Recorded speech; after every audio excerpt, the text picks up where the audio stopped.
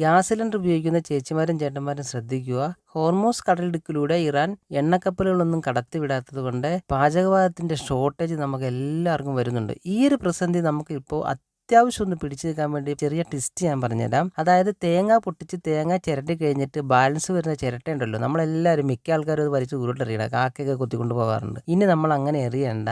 ഇനി അങ്ങനെ വരുന്ന ഓരോ ചിരട്ടയും നമ്മൾ ഒരു സ്ഥലത്ത് കൂട്ടി വെക്കുക. ഒരു മാസം ആകുമ്പോൾ ഏതാണ്ട് നമുക്ക് ഒരാഴ്ചയോളം നമുക്ക് ആ ചിരട്ട ഉപയോഗിക്കുവാൻ പറ്റും. അത്യാവശ്യം കുറച്ച് വിറക്, ഒരു ചുള്ളി വിറകോ നമ്മുടെ വീടിന്റെ മുറ്റത്ത് മരത്തിൽ നിന്ന് വീഴുന്ന വിറകുകളോ, അത്യാവശ്യം എവിടുന്നെങ്കിലും കുറച്ച് വിറകും കൂടെ മേടിക്കുകയാണെന്നുണ്ടെങ്കിലേ നമുക്ക് ഒരാഴ്ചത്തെ ഗ്യാസ് നമുക്ക് ലാഭിക്കാൻ പറ്റും. അങ്ങനെ നമ്മൾ തീ കത്തിക്കുകയാണെന്നുണ്ടെങ്കിൽ അതിൽ ചോറും വയ്ക്കാം, കുടിവെള്ളം വയ്ക്കാം, കറികളും വയ്ക്കാം, ബാലൻസ് തീയും നമുക്ക് മിച്ചം വരും. ഈ ആലുവ അടുപ്പെന്ന് പറഞ്ഞ അടുപ്പൊക്കെ ഉണ്ടല്ലോ, ആ അടുപ്പിലൊക്കെ വെക്കുകയാണെങ്കിൽ തീയൊക്കെ പിടിച്ചു കഴിഞ്ഞാൽ നല്ല ചൂടായിരിക്കും. പിന്നെ തീ അണയ്ക്കാൻ തന്നെ ഭയങ്കര ബുദ്ധിമുട്ടാണ് ചിരട്ടയൊക്കെ ഇട്ട് കത്തിച്ച് കഴിയുമ്പോൾ. അപ്പോൾ എല്ലാവരും ഈ ഒരു ടിസ്റ്റ് ഒന്ന് പ്രയോഗിച്ച് നോക്കണേ.